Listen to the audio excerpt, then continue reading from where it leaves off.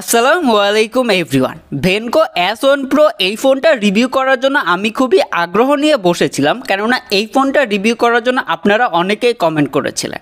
তাছাড়া এইটার যে look, 6GB RAM and 128GB internal storage, 64 মেগাপিক্সেলের main camera, T616 chipset with 33 ওয়াটের একটা ফাস্ট চার্জার, আর এই সব কিছুই পাচ্ছেন মাত্র 14,500 টাকায়। যেটা শুনে তো অবাক। তাই হচ্ছে এই ডিভাইসটাকে আপন ডিভাইস হিসাবে 4-5 দিনের মতো ব্যবহার করেছি, অ্যান্ড ব্যবহার করতে গিয়ে বেশ কিছু প্রবলেম খেয়াল করেছি, যে প্রবলেমগুলোর জন্য এই ফোনটা হইতেছে জাতীয় ডিভাইস হইতে পারলো না। তো এই প্রবলেমগুলো কী ছিল সেইগুলো হচ্ছে এই ভিডিওতে জানাবো, তাই ফুল রিভিউ দেখবেন।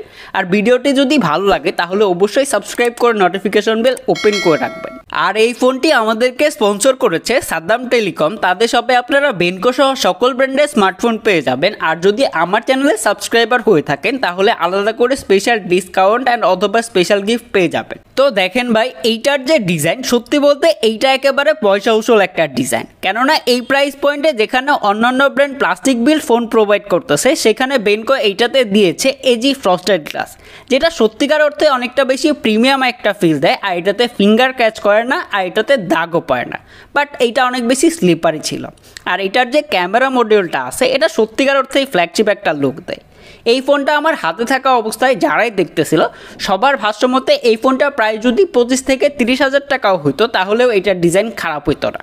আর এটার যে ক্যামেরা মডিউলটা আছে এটা কিছুটা উঁচু, যার জন্য এটা যখন ফ্ল্যাট সারফেসে রাখবেন তখন হচ্ছে দাগ পড়ে যাবে। অ্যান্ড ভেনকো এখানে একটা ভালো কাজ করেছে, এটা সাইডে ফ্ল্যাট ফ্রেম হলেও খুবই সুন্দর করে রাউন্ড করে দিছে, যার জন্য হাতে ধরে অনেকটা কমফোর্টেবল একটা ফিল হয়।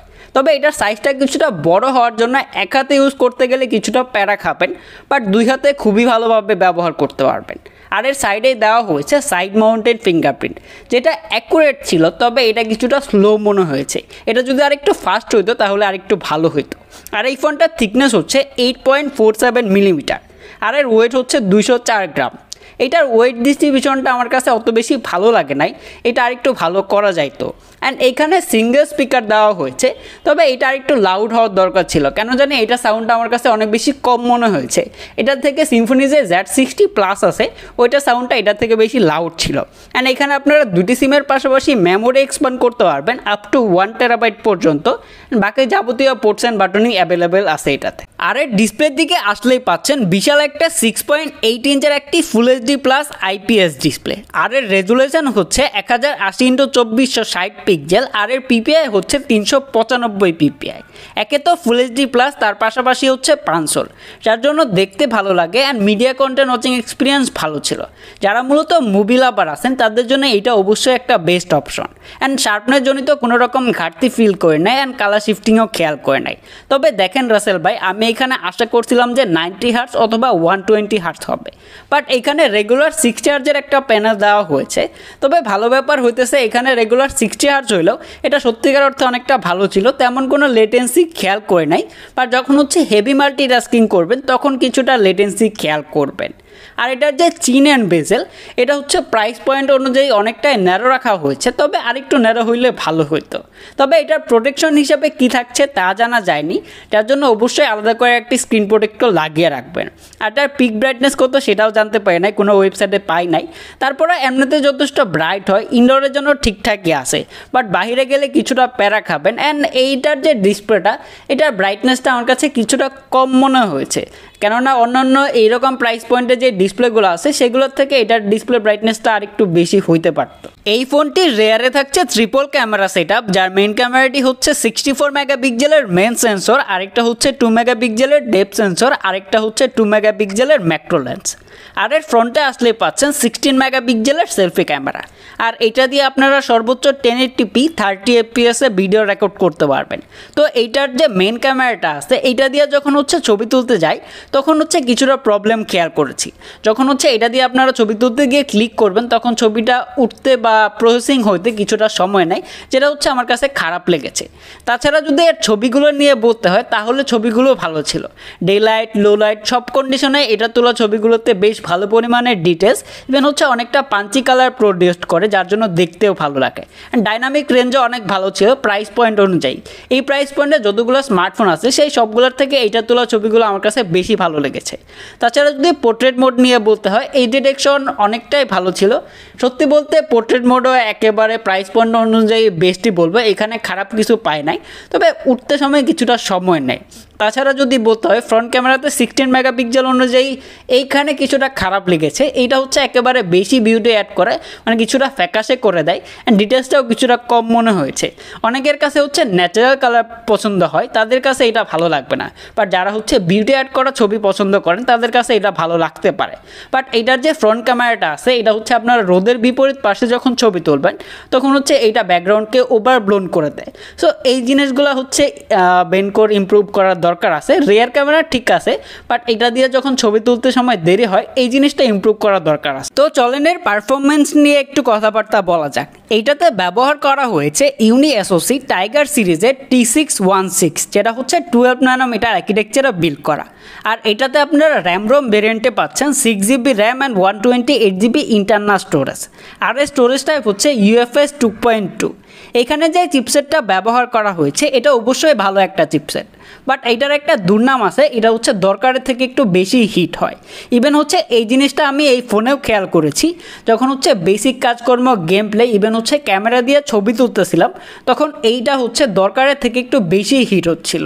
তাছাড়া যদি এর পারফরমেন্স নিয়ে বলতে হয়, ডে টু ডে মাল্টিটাস্কিং মানে সব রকম কাজ হচ্ছে এটা দিয়ে করে নিতে পারতেছিলাম, তেমন কোনো ল্যাগ বা হিকাপের দেখা পাই নাই। অ্যাপস ওপেনিং স্পিডও যথেষ্ট ফাস্ট ছিল, ইভেন হচ্ছে ব্যাকগ্রাউন্ডে 8-10টা অ্যাপ রেখে ভালোই কাজ করতে পারতেছিলাম। অ্যান্ড এটা দিয়ে যখন হচ্ছে আমি বেঞ্চমার্ক টেস্ট করি, যেটা হচ্ছে সিঙ্গেল করে 439 অ্যান্ড মাল্টি করে 1468 স্কোর করে, যেখানে হচ্ছে আমি এটার থেকে আরেকটু বেটার স্কোর আশা করেছিলাম, কেননা সিম্ফনি Z60+ এটার থেকে বেটার স্কোর করে। আর যদি এর গেম প্লে নিয়ে বলতে হয় তাহলে এটা দিয়ে আমি call of duty mobile play করেছিলাম, যেটা হচ্ছে মিডিয়াম গ্রাফিক্সে হাই ফ্রেম রেটে সেট করে খেলতে পারবেন। গেম প্লে যদিও শুরুর দিকে ভালো ছিল, বাট অনেকক্ষণ খেলার পরে হচ্ছে ল্যাগ বা হিকাপের দেখা পেয়েছি অ্যান্ড কিছুটা ফ্রেম রেট পরে দেখা পেয়েছি। তাছাড়া এটা দিয়ে যখন হচ্ছে অ্যাশপল 9 খেলি গেম প্লে ভালো ছিল, গ্রাফিক্সও ভালো ছিল, বাট গাড়িগুলো যখন ক্র্যাশ করে তখন কিছুটা ফ্রেম রেটের দেখা পেয়েছি। বাট তাছাড়া হচ্ছে যারা টুকটাক গেম প্লে করেন তাদের জন্য এটা অবশ্যই ভালো একটা অপশন। ফ্রি ফায়ার ভালোভাবেই খেলতে পারতেছিলাম, সেটাতে কোনো রকম ল্যাগ বা হিকাপের দেখা পাই নাই। সফটওয়্যার পার্টে এটাতে ব্যবহার করা হয়েছে অ্যান্ড্রয়েড 13, আর এর ইউআইতে থাকছে ইনন ইউআই, যেটা হচ্ছে একেবারে পিওর স্টক অ্যান্ড্রয়েডের মতোই। এখানে কোনো রকম ইনবিল্ট অ্যাপ দেখতে পাই নাই, একটা পেয়েছি যেটাকে আবার আপনারা কাস্টমাইজ করে নিতে পারবেন। তাছাড়া day to day multitasking social media ব্রাউজিংয়ে কোনো রকম ল্যাগ বা হিকাপ পাই নাই, তাছাড়া অ্যাডটেডও আসে নাই। অ্যান্ড ভালো ব্যাপার হইতেছে যে এই ফোনটা ইউজ করতে সময় একটা সফটওয়্যার আপডেটও পেয়ে গেছি, যেটা হচ্ছে দিয়ে দিছে, তেমন কোনো প্রবলেম খেয়াল করে নাই। তার মানে আশা করতে পারেন যে এটা দিয়ে আপনারা সফটওয়্যার আপডেট পাবেন। তাছাড়া এটা দিয়ে হচ্ছে আপনারা অনেকগুলো অপশন পেয়ে যাচ্ছেন, 3 ফিঙ্গার আছে, লাইভ ক্যাপশন আছে, আরও অনেকগুলো অপশন আছে যেগুলো এই ফোনটাতে পাচ্ছেন। আর এর ব্যাটারিতে ব্যবহার করা হয়েছে 5000 mAh ব্যাটারি। যদি এর ব্যাটারি ব্যাকআপ নিয়ে বলতে হয় তাহলে যারা মডারেট ইউজার আছেন, যেমন হচ্ছে ফোনে কথা বলা, টুকটাক ফোন ইউজ করেন, সোশ্যাল মিডিয়া ব্রাউজিং করেন, তারা হচ্ছে 1 থেকে 1.5 দিনের মতো ব্যাটারি ব্যাকআপ পেয়ে যাবেন। বাট যারা হচ্ছে হার্ডকোর ইউজার, গেম প্লে করেন, সবসময় ফোন ইউজ করেন, তারা হচ্ছে 6.5 থেকে 7 ঘন্টার মতো স্ক্রিন অন টাইম পাবেন। তবে এটার ব্যাটারি ব্যাকআপটা আমার কাছে কিছুটা কম মনে হয়েছে, এটার থেকে আরেকটু বেশি আশা করেছিলাম। তবে চিন্তার কোনো কারণ নাই, কেননা এটার বক্সে দেওয়া হয়েছে 33 ওয়াটের একটা ফাস্ট চার্জার, যেটা দিয়ে এই ফোনটা ফুল চার্জ হইতে 1 ঘন্টা 15 মিনিট থেকে 20 মিনিটের মতো সময় লাগে। আসলে এই ফোনটা 14,500 টাকা প্রাইস পয়েন্টে যা যা অফার করতেছে এটা আসলেই জাতীয় ফোন হওয়ার যোগ্য, বাট এইখানে কিছু কিছু প্রবলেমের জন্য এটা হচ্ছে জাতীয় ফোন হইতে পারলো না। তো প্রথম যদি ভালো জিনিস নিয়ে বলতে হয় তাহলে যে এইটার যে ডিজাইন, ক্যামেরা, তারপরে ডিসপ্লে সব কিছুই ভালো ছিল, বাট এইগুলোর মাঝে হচ্ছে ছোটো ছোটো প্রবলেম আছে।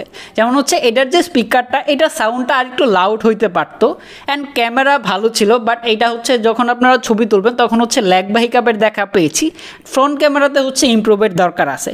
আর পারফরমেন্স পার্টে প্রসেসর ভালো, পারফরমেন্সও ভালো, বাট হচ্ছে এই ফোনটা অনেক বেশি হিট হয়, এই জিনিসটা মাথায় রাখবেন। তাছাড়া ব্যাটারি ব্যাকআপ ভালো ছিল, চার্জার ফাস্ট চার্জার দিয়ে দিছে। এখন হচ্ছে আপনারা ডিসাইড করবেন যে আপনাদের আসলে কোনটা দরকার। তবে এইটার জন্য হচ্ছে যে ওয়াইফাই ছেড়ে দিতেছিল বা নেট প্রবলেম করতেছিল এরকম কোনো কিছু খেয়াল করি নাই।